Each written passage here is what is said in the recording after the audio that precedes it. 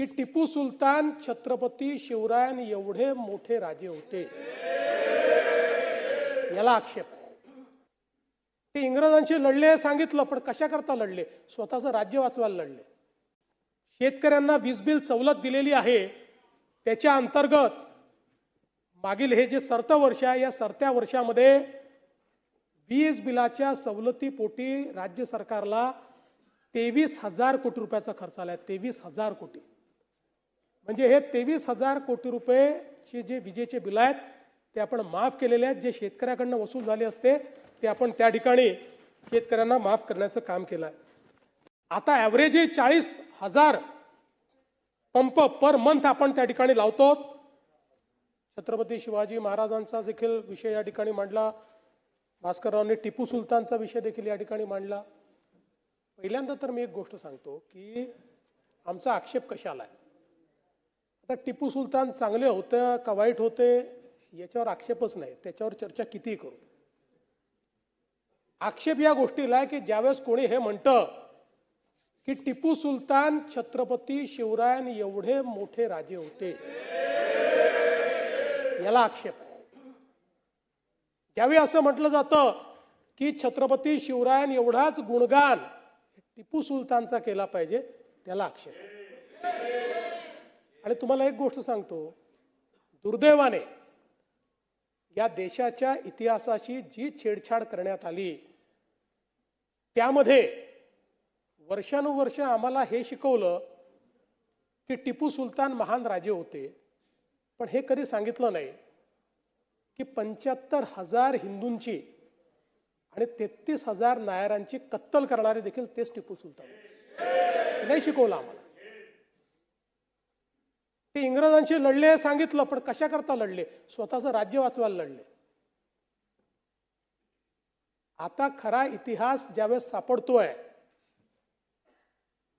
आणि तुमच्या माहिती करता वर्षानुवर्ष या देशामध्ये सरकारने 70 वर्ष NCERTच्या पुस्तकामध्ये मोगली साम्राज्याला 17 पानं दिली आणि छत्रपती शिवरायांना 1 पॅरेग्राफ दिला. 1 पॅरेग्राफ.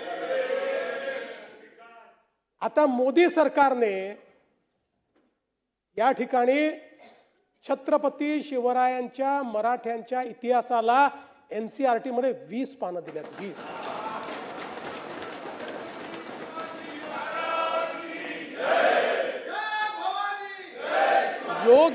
योग्य वेळी जर आपण नीट इतिहास शिकवला असता तर या देशातल्या एकाही मुसलमानाने औरंगजेबाला आपला हिरो म्हटलं नसतं. पण आपण खरा इतिहास काय आहे तो कधी शिकवलाच नाही. आणि म्हणून मला त्याच्याकडे जायचं नाही. आपण पुन्हा $1 ट्रिलियन इकॉनॉमीकडे येऊ परत.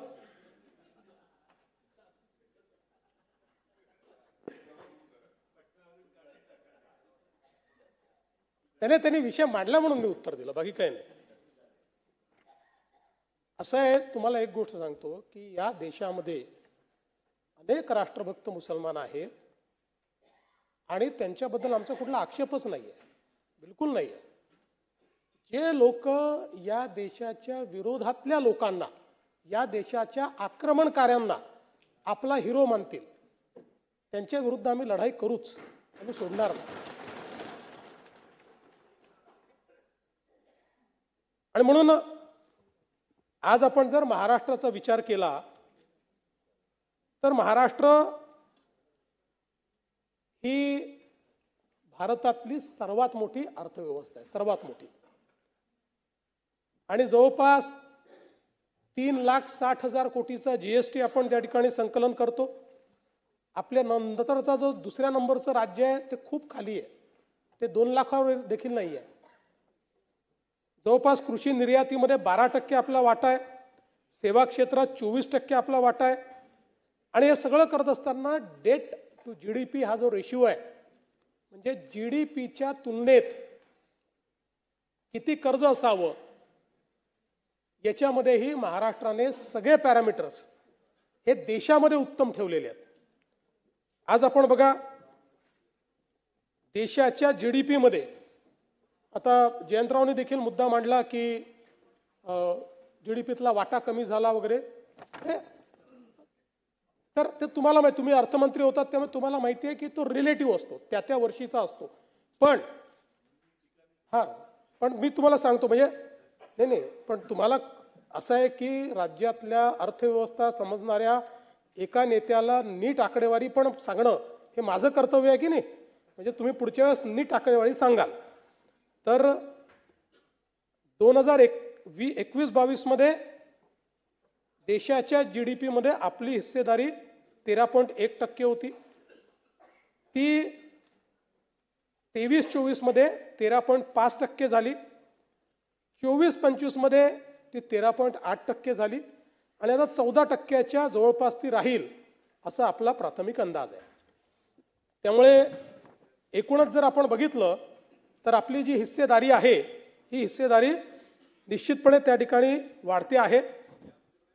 आणि आज अर्थव्यवस्था जेव्हा देशाची विस्तारित होते तेव्हा आपण हे देखील लक्षात घेतलं पाहिजे की पूर्वी इंडस्ट्रियल राज्य ही 4 होती, आता 10च्या वर झालेली आहे.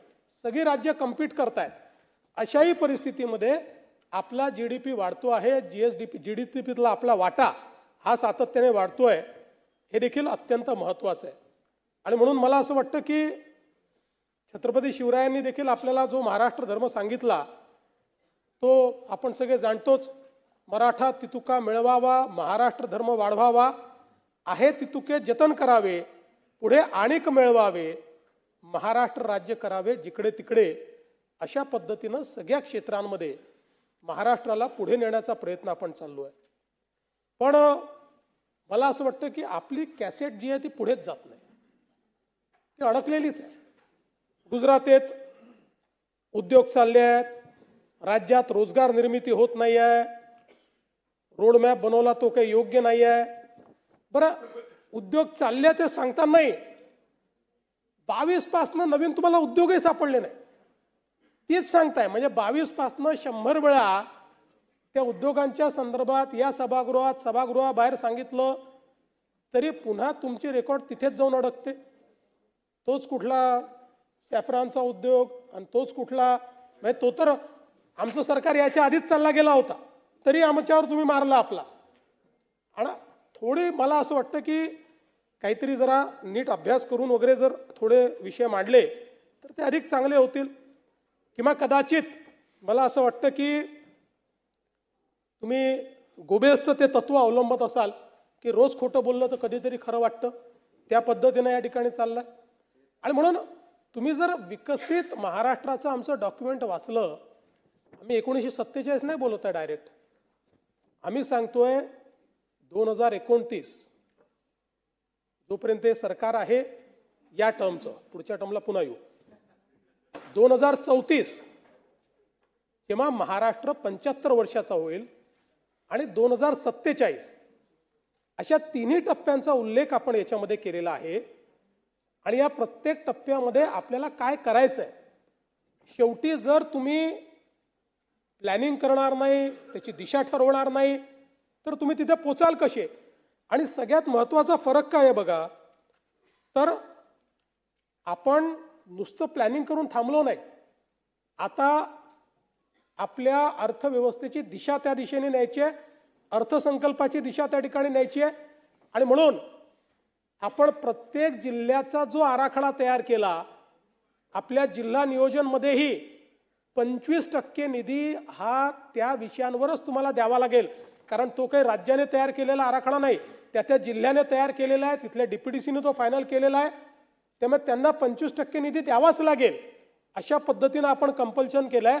म्हणून हा जो रोडमॅप तयार केलेला आहे हा आयसोलेशनचा रोडमॅप नाही आहे, हा रोडमॅप आपण त्या ठिकाणी प्रत्यक्ष कार्यान्वित करतो आहोत. म्हणून काही मंत्रालयातल्या एखाद्या खोलीत आपण हा तयार केला नाही, हा करत असताना जवळपास 3,80,000 नागरिकांनी त्याच्यामध्ये सहभाग घेतला. त्यानंतर 7 लाखाहून अधिक लोकांनी आपल्याला त्यांच्या सूचना केल्या. आणि वेगवेगळ्या प्रकारचे जे क्षेत्र आहेत, शेती, उद्योग, सेवा, पर्यटन, नगरविकास, ऊर्जा, शाश्वतता, पाणी, वाहतूक, शिक्षण, कौशल्य, आरोग्य, कल्याण, प्रशासन, सॉफ्टवेअर, तंत्रज्ञान,